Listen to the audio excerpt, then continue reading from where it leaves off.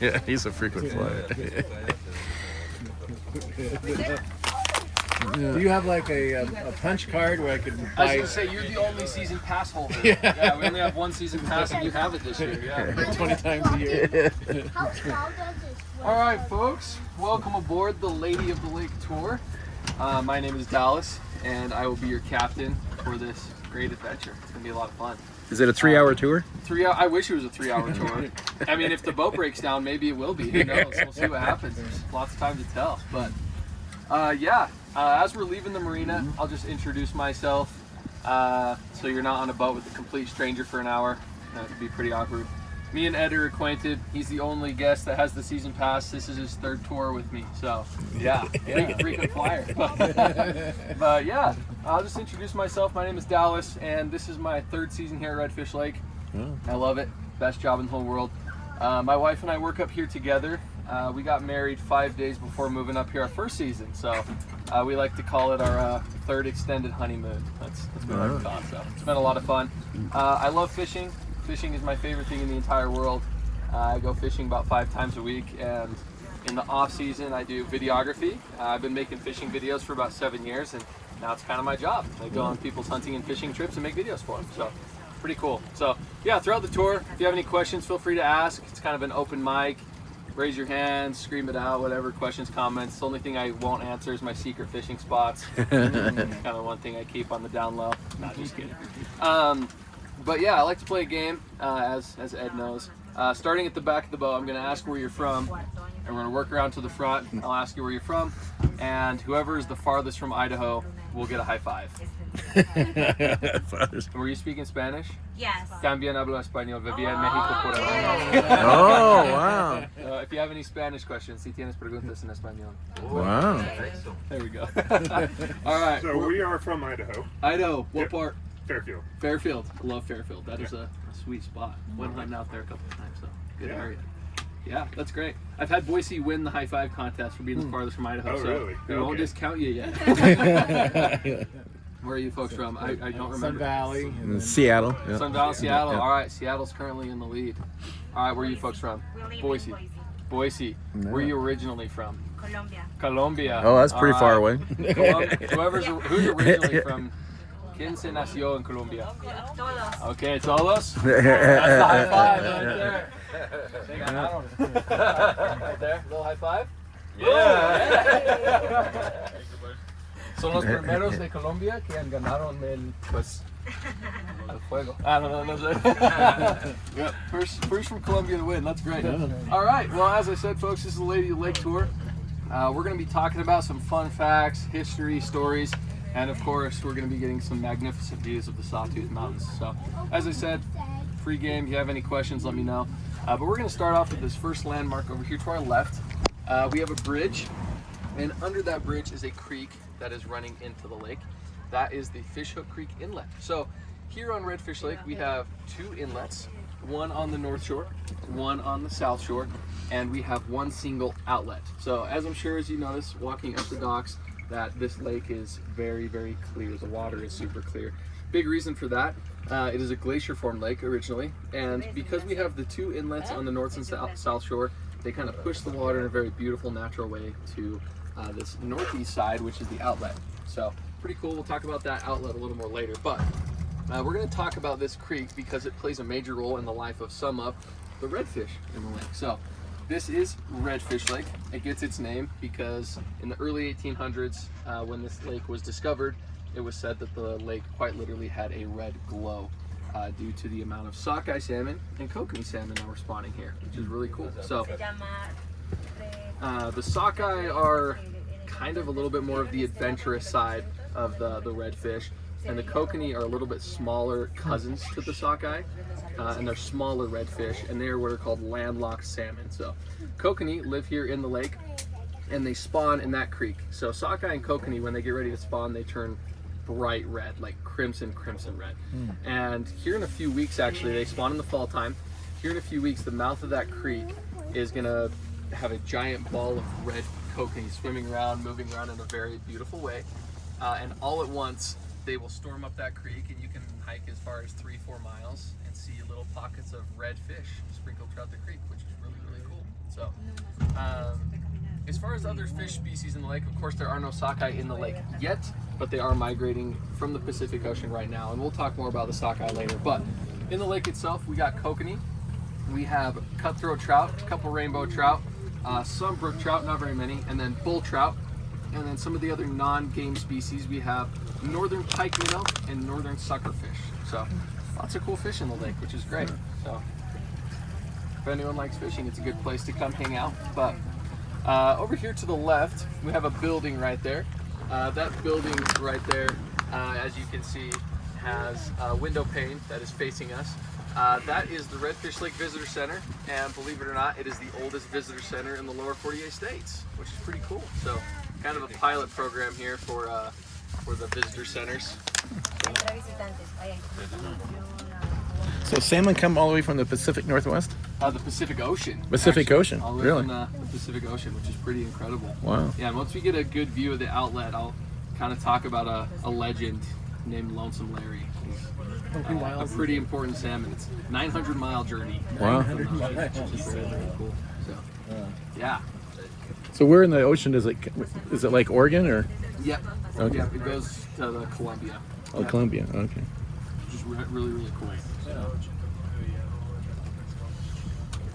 All right, folks. So at the beginning of the tour, I forgot to mention that throughout the tour, to kind of keep you engaged, keep it from falling asleep, because when we were being trained to do these tours, I fell asleep on the tour. So on the Dallas tours, I do throw in some dad jokes here and there. But now that we've been on the boat for a little bit and I got to know where you're from, I do got a dad joke for you. The only rule is you can't throw me overboard after hearing the jokes.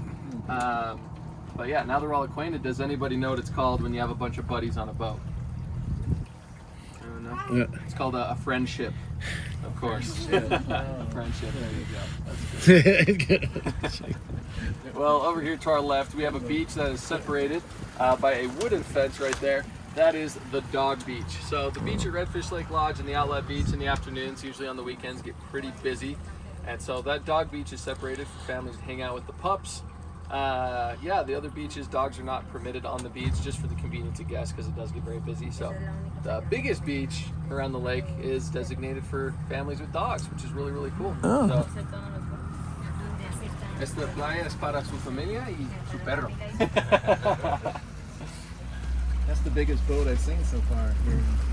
That is one of the biggest boats I've seen. I will say that is a big boat. But last Saturday, we had a yacht come into the lake, and they came and tried to park on the dock, and it was like twice the size of our dock. And so I was like, nah, sorry, you can't park there. That'd be hard to launch. Yeah, I saw it driving down the road, and it had like an oversized load sign. It had 3 cars in front, 3 cars behind us. It was just here for a week and then left. It was here for about 4 hours and left. Yeah, they brought their yacht, put it in, and left. Pretty crazy. So. Must have been a movie star. Yeah, I wish I would have known he was on board. All right, folks, so I'm going to draw your attention up to the front left side of the boat. If you look, there is a beach, 2 beaches, they're kind of converging into the trees right there. And usually when the sun's a little higher, you can see the water color kind of change. But that right there is the only outlet to the lake. And that outlet plays a role in the life of the sockeye salmon. We just had a fish jump right next to the boat. That was awesome. Yeah. That was super cool. Should have brought my fishing rod. Yeah. But yeah, that outlet right there is the reason that Redfish Lake is the furthest inland anywhere in the entire world that sockeye salmon travel. So we're going to take some time to talk about Lonesome Larry for a minute. Larry's kind of a legend around here. Larry, like all of his sockeye, was born here in Redfish Lake, lived here for about 3 years. After 3 years, they reach adulthood and decide it's time to go on an adventure. You guys like adventures? I love adventures. Adventures are good. We're on an adventure right now. But Larry loves adventures, and his big adventure was traveling all the way out to the Pacific Ocean. So he traveled from Redfish Lake down Redfish Creek to the Salmon River, from the Salmon River to the Snake River, from the Snake River to the Columbia, all the way out to the Pacific Ocean, which is 900 miles, crossing 7 major dams to get there. So quite the journey, quite the adventure.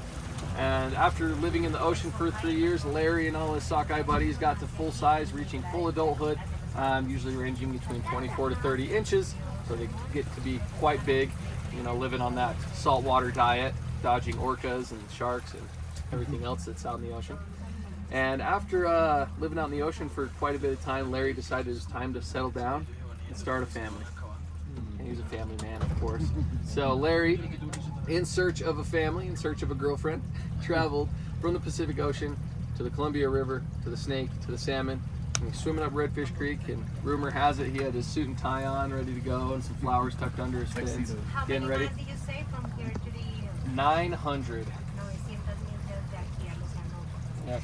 It's the farthest anywhere in the world that sockeye travel to spot. So, very, very cool. So, yeah, Larry, when he got to the lake, he was swimming around looking for a date, and to his disappointment, he realized that he was the only sockeye in the entire lake. So, in 1989, there was only one single sockeye that returned from the ocean run, and he was nicknamed Lonesome Larry.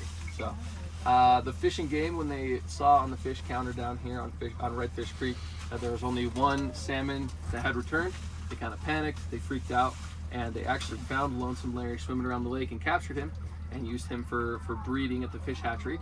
And what's cool about that is all other hatchery sockeye that come back to Redfish are descendants of Lonesome Larry in some way. So, Did very, you say very cool. why only he came back? Like, was there, like, what was the reason it was only one? Yeah, great question. So it is pretty sad.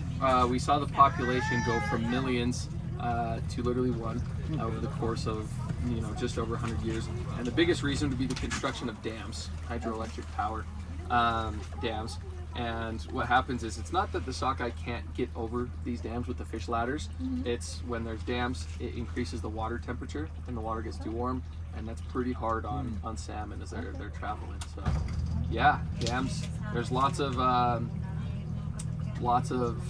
movements going on, lots of things happening, government debates and whatnot to remove dams for salmon to get through, free the rivers. So yeah, we'll see what happens in the future. But as of right now, the sockeye salmon run is happening. Every year it differs. Last year we had just over 120 come back to the lake, and the most we've had since 1989 was in 2001. I believe there was just over 1,000 sockeye that returned. So yeah. How do they count them? Yeah, great question. The question was, how do we count the sockeye? So on Redfish Creek, there's what's called a fish whir, which is kind of a fancy name for a fish counter. And it's this contraption, kind of looks like a bridge that goes across, and it has little spikes that go in the creek, and it counts the fish as they come through, which is really cool. They pass through and moves the whatever device. Yep. Okay. Yep. Exactly right. And a lot of the sockeye as well, they have GPS trackers that they embed in their skull that they get when they're hatchery sockeye. So wild sockeye, of course, aren't involved in that, but the hatchery sockeye that come from the hatchery, they do get trackers in them, which is pretty cool. So. Well, awesome. Well, over here to our left, we have Pirates Cove. I'm not sure why it's called Pirates Cove. But yeah, Pirates Cove is a public buoy area. You can come drop an anchor over here. And I'm not sure why it's called Pirates Cove, but my personal belief is that it's because 90% of the people that use that area are breaking the law, which is pretty funny. So yeah, pirates, hence the name pirate. So the rule and the law kind of with Pirates Cove is you can keep your boat there for 14 days. And after 14 days, you have to take your boat away 30 miles away for 30 days. That's kind of the setup. But all those boats you see right there have been there all summer, and they probably will be for the rest of summer. So how long can you anchor your boat out towards the dock? Yeah, so out towards the dock, it's a similar thing. Almost anywhere around the lake, you got 14 days. 14. The only exception is over at the Redfish Lake Lodge Marina. As you can see, we have a mooring site over there where people have their boats on buoys. That is the Redfish Lake Lodge mooring site, and it's a little different. Guests pay an amount of money to stay there for the whole summer, and there is a 65-year wait list to get your boat on one of those moorings. You're kidding. 65 years. Yep. What? Yep, pretty crazy. You better put it in there. Yeah, so if you do want to get on the wait list, you can go see my wife at the front desk. She'll put you on the wait list, but the bad news is you'll be right behind me because I just signed up. So Oh my god. 65-year wait list, which is very bizarre. So are these limited to number of buoys or just? The county limits the amount of County buoys we does. have. Do they like transfer from like families? Like a family owns it basically and just like keeps it forever? They keep it until the owner passes away. Or they give it up. So Okay. we've only had one change in the last maybe 12, I think it's 12 years. It's either 6 or 12 years, I can't remember. Yeah. We got one new one last year, so That's ridiculous. yeah, pretty crazy. Yeah. Well, cool. Well, this is a pretty unique spot on the lake where we can actually see all the visible Sawtooth peaks that can be seen from the lake. So I'm just going to point the bow or the front of the boat to each peak, and we're going to talk about each one moving over to the right. So we are in the famous Sawtooth mountain range, and we got some views of some of the most iconic and some of the most beautiful peaks here in the area. So currently we're at 6,500 feet in elevation, and this peak straight out in front of us is Grand Mogul, and Grand Mogul is at 9,700 feet in elevation. So Grand Mogul, very iconic peak, but right in the middle of Grand Mogul, you can see there's a U shape cut out of the top with kind of a chute coming down the middle. In the winter time, that is one of the top 50 classic ski lines in the United States, and it is called the Boy Scout Couloir. So people come from all over to ski down Grand Mogul, which is really cool.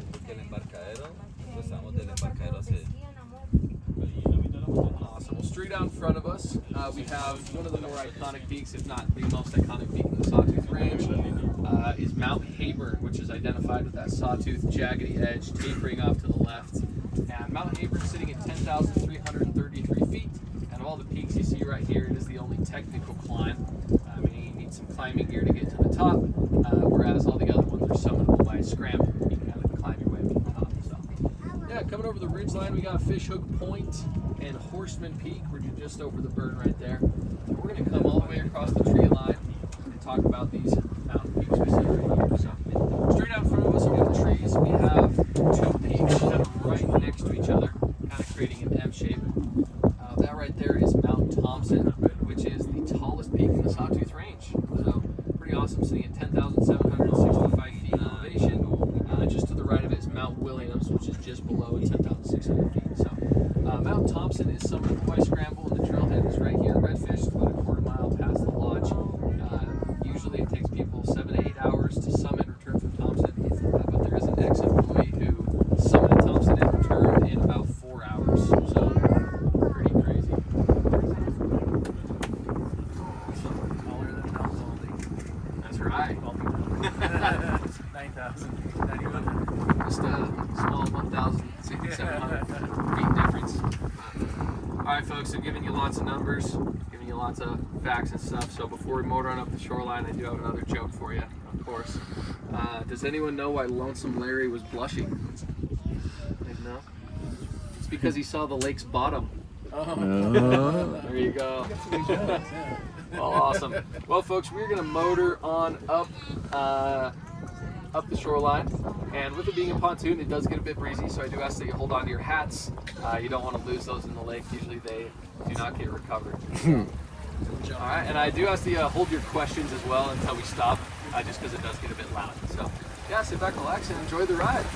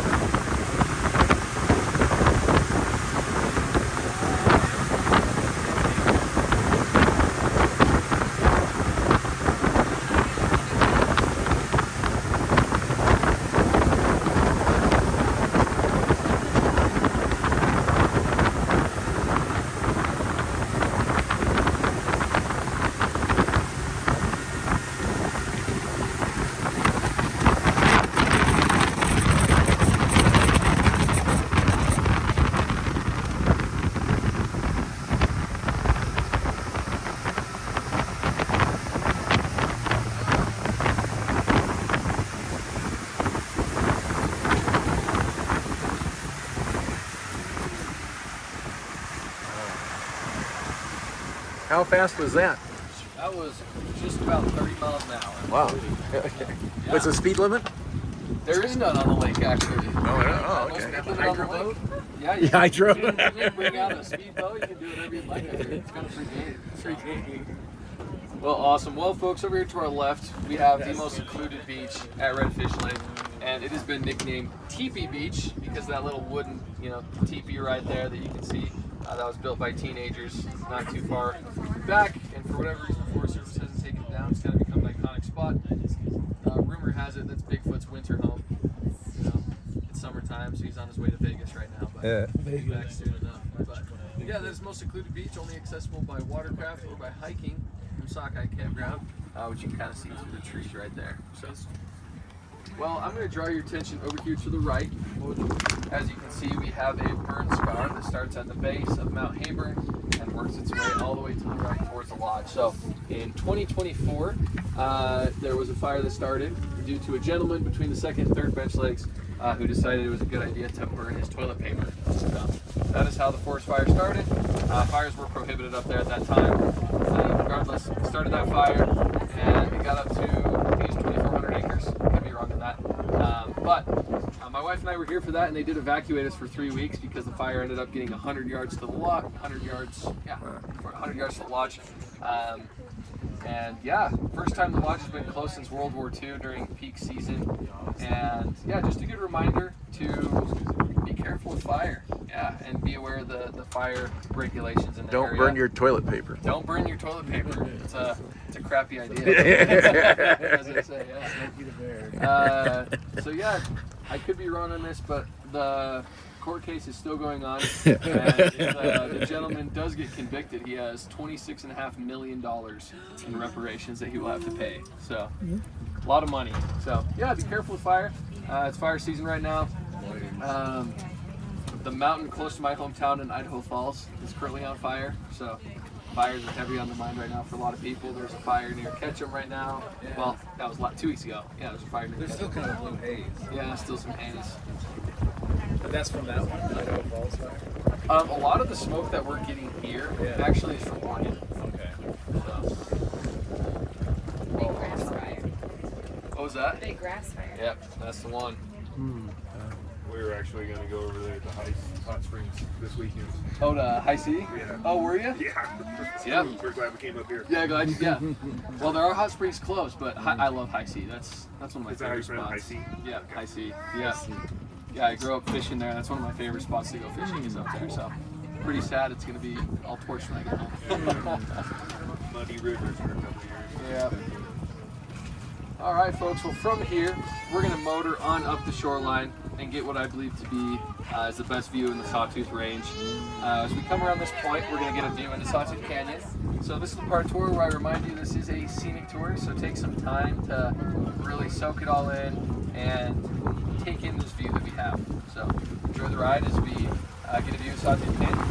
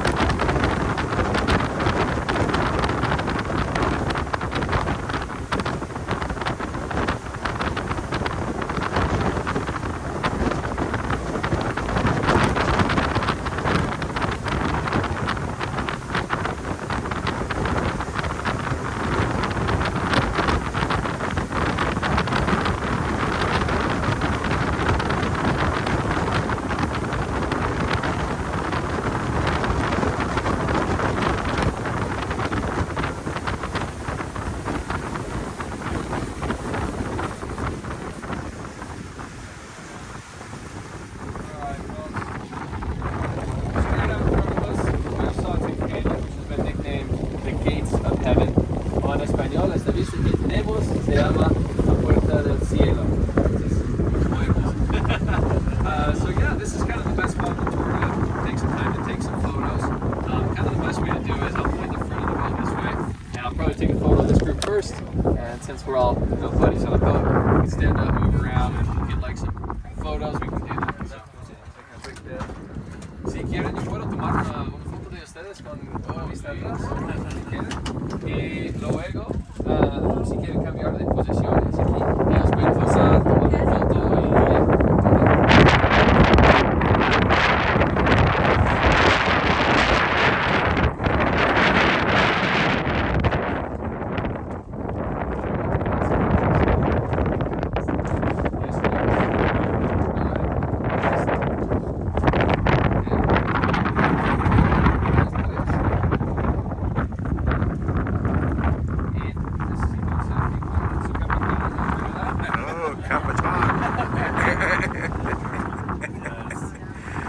y he compartido como dos bromas o chistes en inglés, entonces tengo uno en español para ustedes.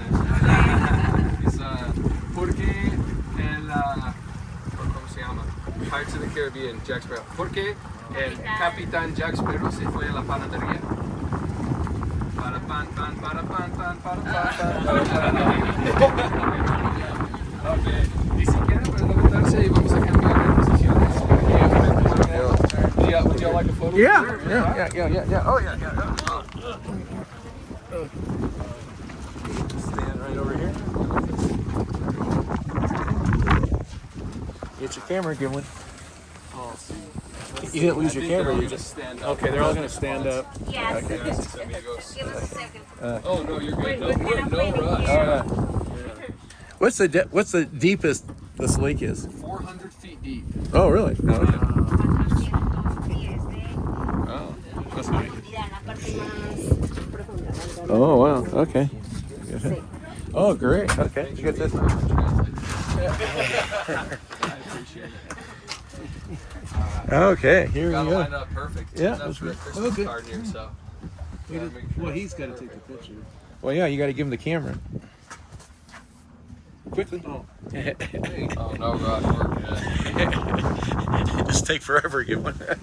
All right. Okay. Ready? Yay. 1, 2, 3. Going this way. 1, 2, 3. And of course, I'll don't take forget off the captain. glasses. Like a whoops. Yay! Ed's got 4 of those now. Could you do one more like that? With just like shooting it through it with us again? Yes, Okay, of here. course. Let me line it up real quick. Okay. Again, the camera. It's pushing us. Yeah. Without the glasses. You got an anchor. I know we need one of Yeah. that. Throw an anchor. All right. It's okay. Okay. Hey. So no glasses. All right. Ready? 1, 2, 3. 1, 2, 3. All That right. got to be a Christmas card. There we go. That's perfect. Okay. All right. Okay, thank you. We'll head up to the front and grab you a photo. Well, have you ever scuba dived here? I am not. I'm not much of a diver, but some people do it. Yeah.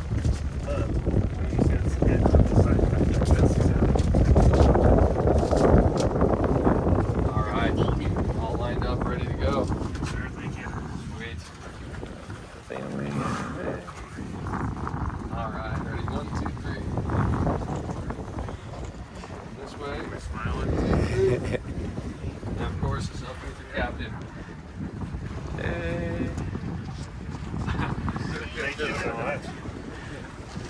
All right, we'll hang out here just for a couple minutes. Feel free to kind of move around the boat, get the photos you'd like. Because they got a big group. Get a picture there, So good you one. charter fishing. We do not actually. I wish we did. Yeah, we You don't. said do you were a fishing. guide, right? I am not. I do okay. videography for like fly shops and stuff like that. Okay. So I go along on their guided trips and Yeah. take videos and photos. Do that for some hunting ranches and stuff. So, yeah, a lot of fun. But yeah, I bet you could. I mean, obviously, there's a big business for fly fishing in Sun Valley is the guided Yeah, I'm charters, I guess. thinking about getting into it. We'll see. Yeah. Yeah, for someone that doesn't Are know. y'all originally from Fairfield? I am. She's from Virginia. Virginia. Okay. There's like a little restaurant right in town. Where'd you put my water? Franklin.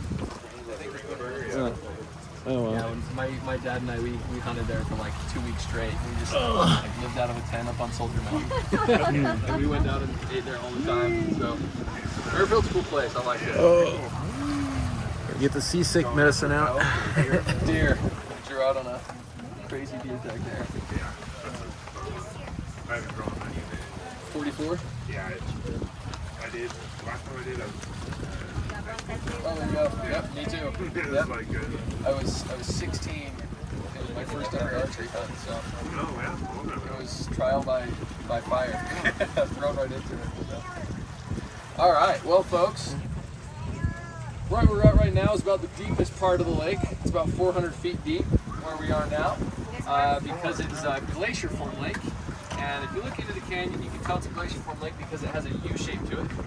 U-shaped canyons indicate glacier formation, whereas a V-shaped canyon indicates it was formed by a river or a stream. So it's a glacier form lake, and that glacier, as you can see from the sides of the hills right here, these are the lateral moraines. The glacier started during the Ice Age back in the canyon, moving north this direction. You can see the hills kind of taper off to the end of the lake. And as we get to the other side of the lake, you'll see there are no beaches on that side. And we have lots of beaches over here. Reason being, there was that giant ice structure that crushed up all the granite and deposited it as sand over there. So lots of people ask where we sand from, and the answer is straight from that canyon, straight from Mother Nature. Pretty cool. So, Not from Honolulu. not from Honolulu. not from Hawaii. How often do you like put sand out for the beaches? So we don't actually. Like Oh, it, no, like you the don't. glacier deposited all over there, Oh. and so all the sand totally natural. Yeah, it's straight from Mother Abundant Nature. supply. It's gorgeous. Yeah. Well, Cole, this is the part of the tour where we get to change captains because I do offer to the kiddos, if they would like to drive the boat. Would you guys like to drive the boat for a minute? No? It's really fun. It's easy. You know? You want to try? No? Not feeling it. Hey, that's okay. That's okay. Jeff, like, I do. If you change your mind, let me know. Okay? Yes, me too. The insurance company lets you do that then.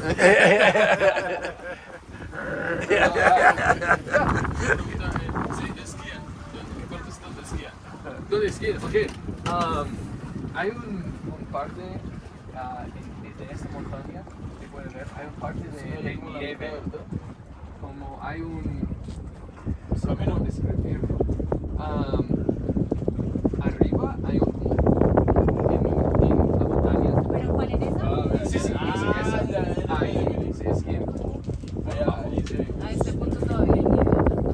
Todavía hay nieve. Todavía un poquito, no puede verlo ahorita. Verlo ahorita.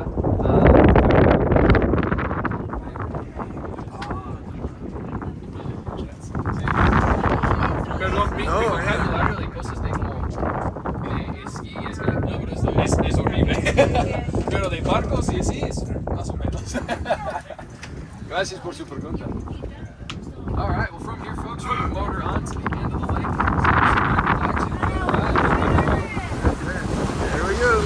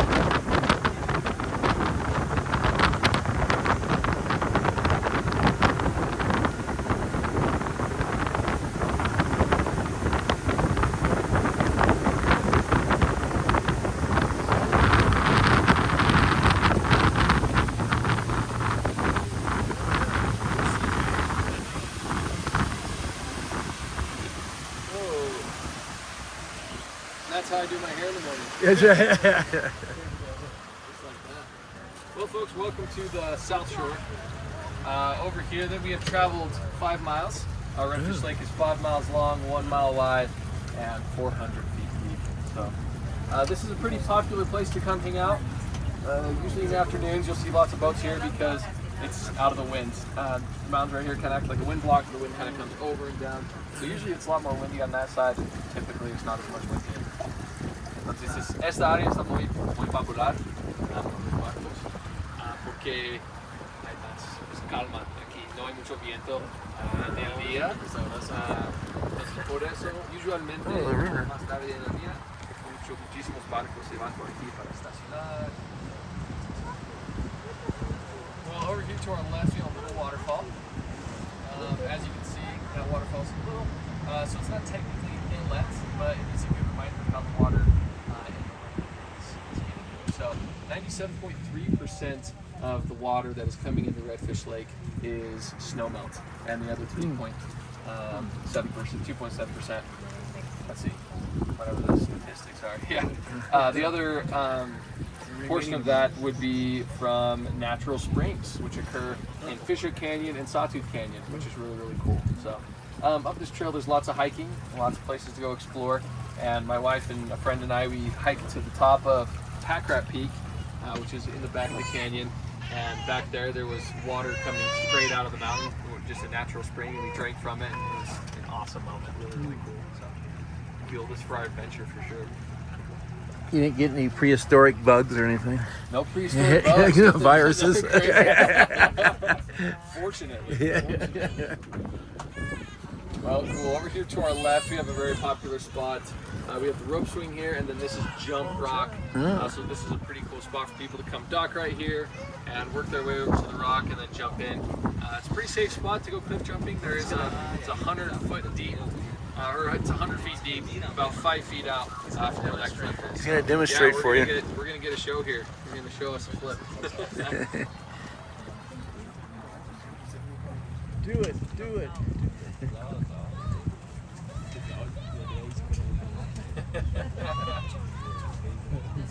Jump, jump. It's got an audience. Got it. Round of applause for our adventurous guy. Woo! Yeah, so as I said, this is a pretty popular spot for that reason. It's actually the best spot in the entire lake to come treasure hunting. A lot of people will come here, bring their scuba gear, snorkels, whatnot, and dive and find wedding rings, Apple Watches, you name it. Lots of goodies. Oh, really? All right. Well, from here, folks, we're gonna motor up and around and take a look at the next inlet.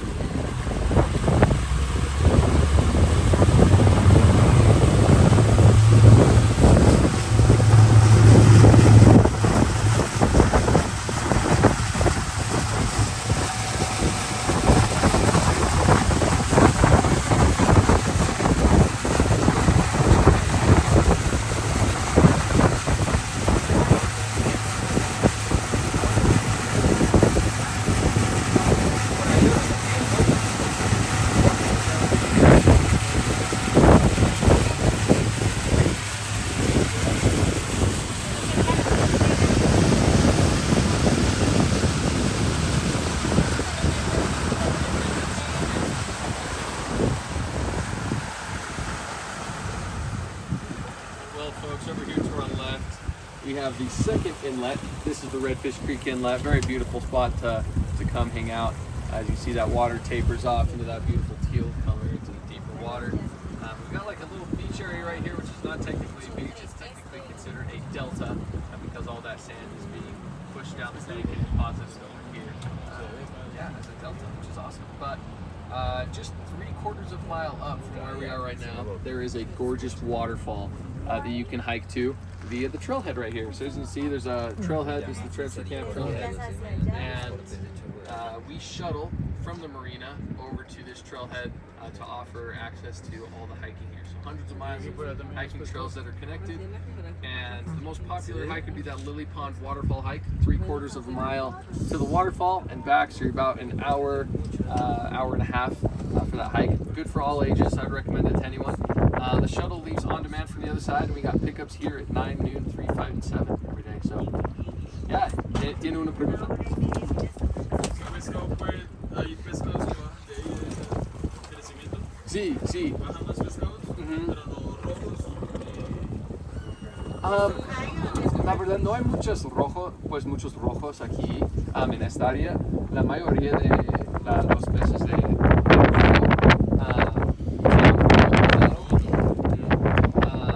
pero aquí la verdad es un buen lugar para pescar porque hay muchos cutthroat trout aquí.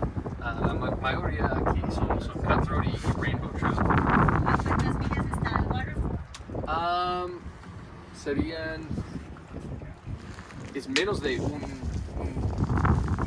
es como ¿Es una mile? 3/4 of a mile. No sé Jet cómo se ski dice. behind 3 it. cuartos de millas. Ajá. 3 cuartos de millas hay una cascada. Cascada es la palabra. Ellos ofrecen tours desde allá, vienen y conocer a las personas y es para que vengan a hacer. Well, perfect. Well, before we motor on back, I do have a cool story for you. So we got a question about fishing, and in regards to that, me and my buddy were fishing right here, just where the creek runs in, just after the evacuation.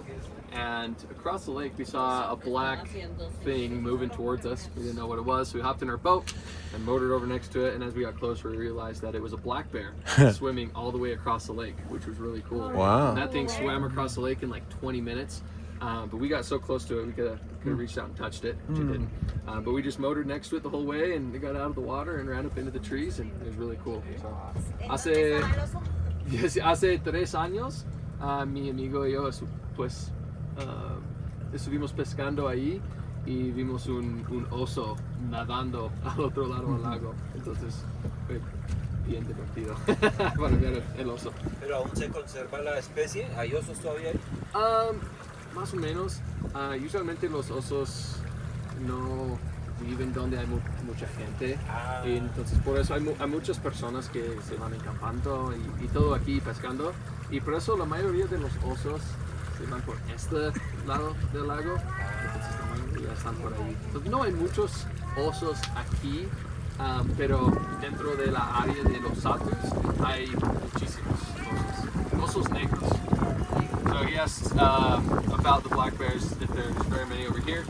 The Sawtooth Range, and especially this area, there is a very high population of black bears, but the Forest Service says that they behave super well. We haven't had a black bear incident in a very long time, and just because there's so much traffic over here, a lot of people, a lot of hikers, most of the black bears do hang out in the areas where there are less traffic. We don't have trouble at the campgrounds.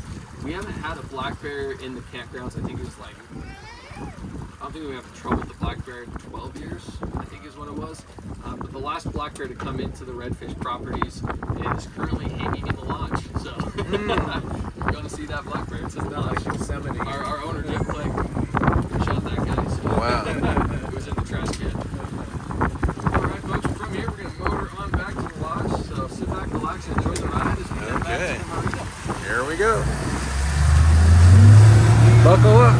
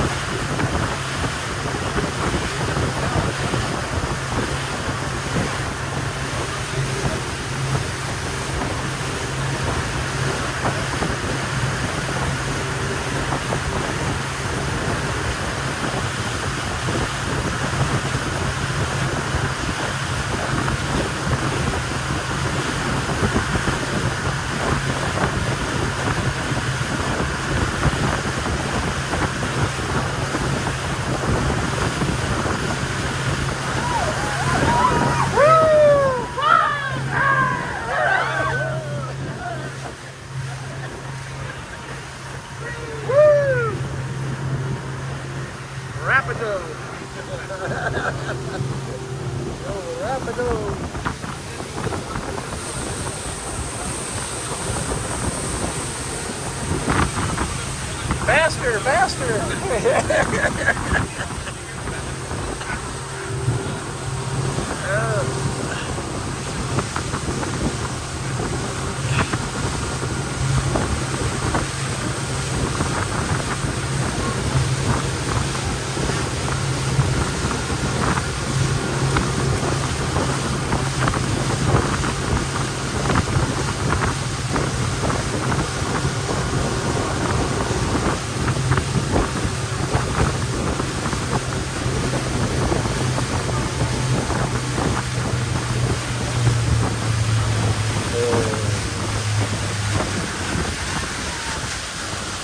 Whoa. Do you do like donuts? Yeah, this little did you know this was the X Games. Yeah. Doing some donuts, taking off some jumps. Yeah, I don't see any logs floating around. That's pretty good. Fortunately, no, yeah. Yeah. I haven't worried about logs in that. Yeah. If there were, though, we could probably do some tricks off it. Yeah. Well, folks, as we approach the marina, I just want to talk for a second about Redfish Lake Lodge, which you can see out in front of us. Redfish Lake Lodge was built and established by a man whose name was Robert Limbert in 1929, so we're coming up on close to 100 years of the lodge, and that is the original lodge, and a lot of the buildings here are all original. So, Robert Limbert, the more I learn about him, the more I grow to respect him and honor him for what he did. To say the very least, he was a jack of all trades. Robert Limbert was a taxidermist, a naturalist, an artist, a photographer, an explorer, cartographer, and a sharpshooter. So he had lots of really cool skills. As I said, sharpshooter.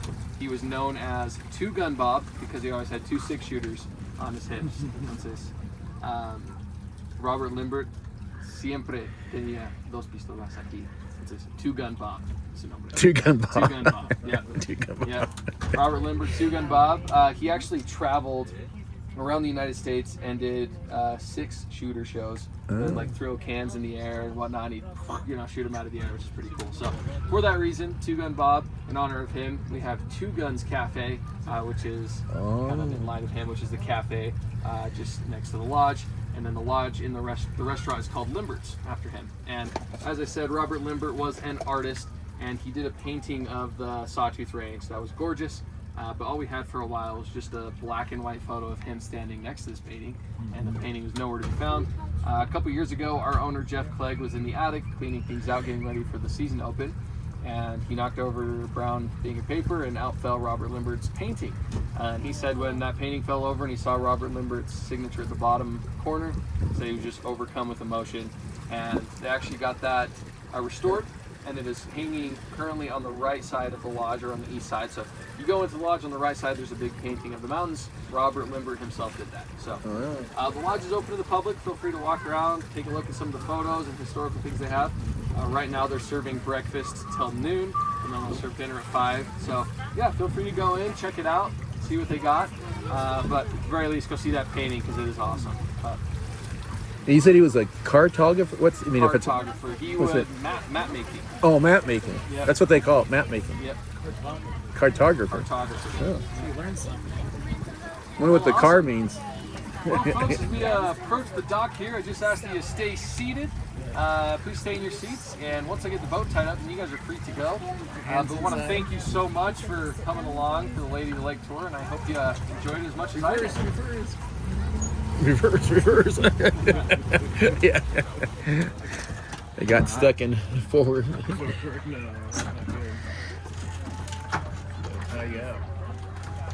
Well,